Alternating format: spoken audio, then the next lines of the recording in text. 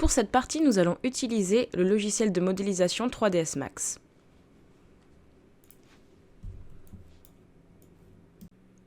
Nous allons déplier les UV de cette chaise qui se trouve dans les ressources que j'ai mis à ta disposition. Cette chaise n'a donc aucun UV, à savoir que les UV sont tout simplement le patron de notre objet sur lequel nous allons venir poser des textures. Dans 3ds Max, pour créer un UV, nous allons aller ici dans la modifier list et nous allons chercher un unwrap. Unwrap UVW. Nous allons cliquer sur Open UV Editor. Donc ça nous ouvre cette fenêtre avec l'UV tout collapsé, tout overlappé, donc les uns sur les autres, de la chaise. Pour les besoins de l'exercice, on ne va pas aller plus loin qu'un dépliage automatique. Pour cela, on va aller dans Mapping, Flatten Mapping et tout simplement cliquer sur OK à la fenêtre qui vient de s'ouvrir. Voilà, les UV se sont donc dépliés tout seuls et se sont rangés tout seuls. Bien sûr, dans l'idéal, il faudrait que tu déplies tes UV toi-même, que tu les fasses à la main et que tes coutures soient parfaitement réfléchies. Là, comme je l'ai dit, on va juste se contenter d'un automatique. Maintenant que nos UV sont faits, nous allons pouvoir créer nos lightmaps. La lightmap, comparée aux UV, qui elle ne va gérer qu'exclusivement les textures, va venir donner des informations de lumière. Unity peut générer lui-même des lightmaps. En fait, ça va simplement être une relecture des précédents UV, où il va venir essayer de comprendre où sont les coutures pour essayer de comprendre des informations de lumière à placer. Là, nous, on va venir les créer par nous-mêmes pour vraiment guider Unity dans son travail sur les lumières. Donc pour ça, on va recréer un unwrap. Et on va venir ici changer la map channel. Tout à l'heure, quand on avait fait nos UV, on était sur la map channel 1, qui correspond donc exclusivement aux UV. Mais là, quand on va recréer encore une texture, on va changer de map pour passer au channel numéro 2, donc exclusivement réservé au lightmap. Là, il me demande si je souhaite repartir à 0 ou non. Je vais faire un abandon pour repartir complètement à 0. Et je vais rouvrir mon Open UV Editor. Je me retrouve donc avec un nouveau morceau d'UV déplié un peu n'importe comment, puisque c'est 3ds Max qui l'a refait à 0. La lightmap ne va pas venir bloquer les lumières à un certain endroit, elle va juste servir de mode de précision. Elle est là pour indiquer à Unity précisément quelle zone on va venir travailler un peu plus que d'autres. Il y a plusieurs règles pour créer une lightmap. La première, c'est que chaque morceau d'UV doit avoir un pixel d'écart. Que ça doit être un automatique pour que tout soit bien correctement éclaté. Et surtout que les morceaux les plus gros seront ceux qui seront les plus exposés à la lumière et les plus petits, ceux qui auront le moins besoin d'être exposés à la lumière. Comme je l'ai dit, ce n'est pas parce qu'un morceau est plus petit qu'il ne va pas du tout être exposé à la lumière ou qu'il ne se rendra pas du tout de façon lumineuse, il ne sera pas du tout noir. Ça veut simplement dire que le petit morceau sera un petit peu moins travaillé que le gros morceau. Unity va moins faire de passes de travail sur le petit que sur le gros. Tout commence donc par un mapping, flatten mapping et un OK pour revenir à 0. Donc on a à nouveau nos UV bien rangés, tous séparés. On va décocher le rescale puisqu'il va falloir que ce soit nous qui décidions de quelle partie est plus grosse et quelle partie est plus petite, et donc pas l'ordinateur. On va venir mettre le padding à 0,01, donc là ça va correspondre plus ou moins à ce que je disais sur les 1 pixel d'écart. En fait, le simple objectif, c'est que ça ne se chevauche pas.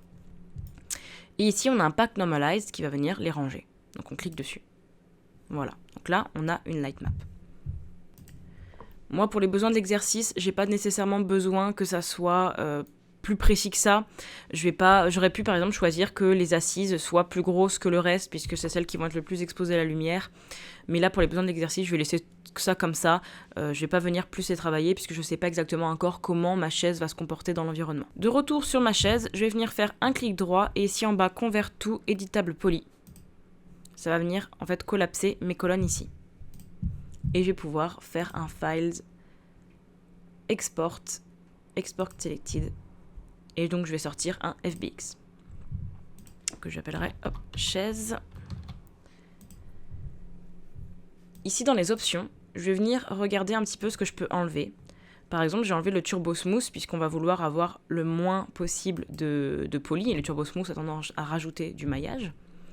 On peut enlever Convert Deforming Dummies for Bones parce que on n'a ni Dummies ni Bones puisqu'on n'a pas fait de rigging. On va garder l'Edge orientation.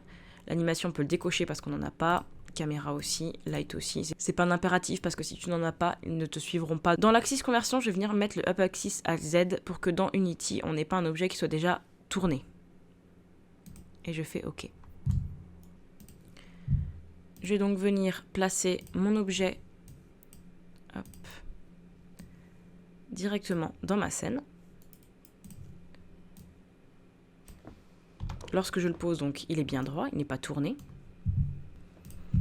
En cliquant ici sur l'objet dans les assets, je vais venir dans Modèle et je vais venir vérifier que Generate Lightmap UV soit bien décoché puisque nous avons créé nous-mêmes les lightmaps. Après ça, je vais aller dans Lighting, donc j'étais dans l'inspecteur, je vais dans Lighting et je vais descendre jusqu'à ici Light Mapping Settings et je vais venir tout simplement décocher le Compress Light Maps puisque là de toute façon on est sur ordinateur, on n'a pas besoin forcément d'optimisation de performance, donc je vais pouvoir le décocher pour que les lightmaps soient le plus joli possible. Ma light map size est en 1024, ce qui est assez conséquent, c'est même plutôt gros, donc ça devrait être assez joli.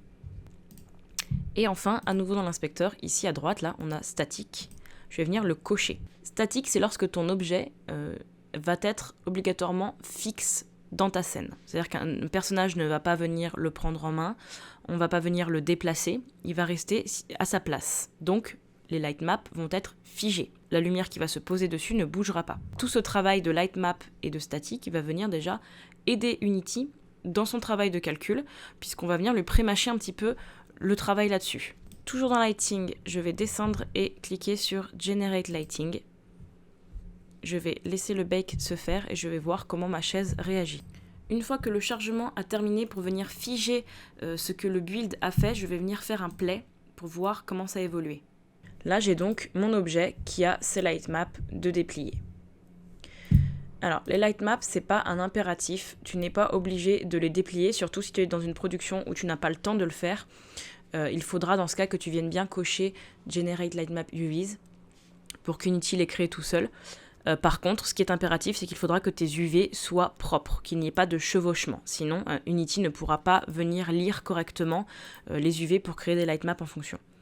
Donc soit tu les crées si tu as un petit peu de temps, ou si par exemple ton objet est au centre de ta pièce, c'est un objet qui doit vraiment être très beau, très bien travaillé. Soit si tu n'as pas le temps, la seule chose qu'il va falloir que tu fasses, c'est quand même déplier les UV, au moins en automatique, de toute ta scène.